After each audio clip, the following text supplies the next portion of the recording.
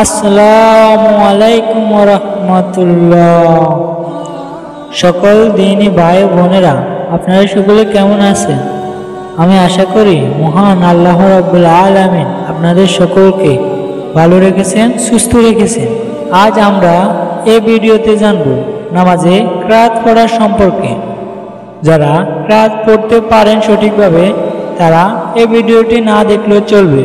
যদি আপনার মনে টানে, দেখতে ইচ্ছে করে, তাহলে দেখতে পারেন। আর হ্যাঁ, যারা কিরাত পড়তে সঠিক নিয়ম জানেন না, সঠিক সুন্নত পেতে হলে এই ভিডিওটি সম্পূর্ণ ধৈর্য সহকারে লাস্ট পর্যন্ত দেখার অনুরোধ রইল।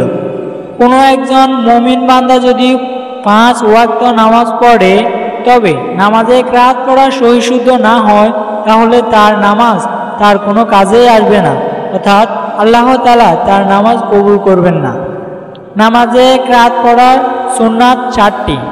এর মধ্যে 1 নাম্বার হচ্ছে প্রথম রাকাতে সানা পড়ার পর আউযু বিল্লাহি মিনাশ শাইতানির রাজিম পড়া।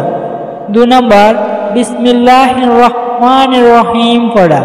3 নাম্বার সূরা ফাতিহার প্রত্যেক আয়াত শেষে থামা এবং আস্তে আমিন বলা, আতে টান দেওয়া, অর্থাৎ আমিন বলার সময় আতে টান দেওয়া।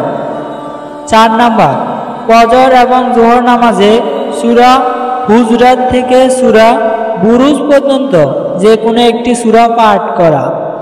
5 নাম্বার ফজর নামাজে প্রথম রাকাতে দ্বিতীয় রাকাতে সূরা ছোট পড়া। 6 নাম্বার কিরাত মধ্যময় গতিতে পড়া, অর্থাৎ খুব বেশি জোরেও না, খুব বেশি আস্তেও না।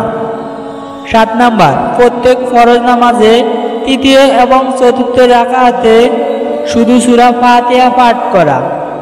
ইয়া আল্লাহ, আমাদের সঠিকভাবে নামাজ পড়ার তৌফিক দান করুন।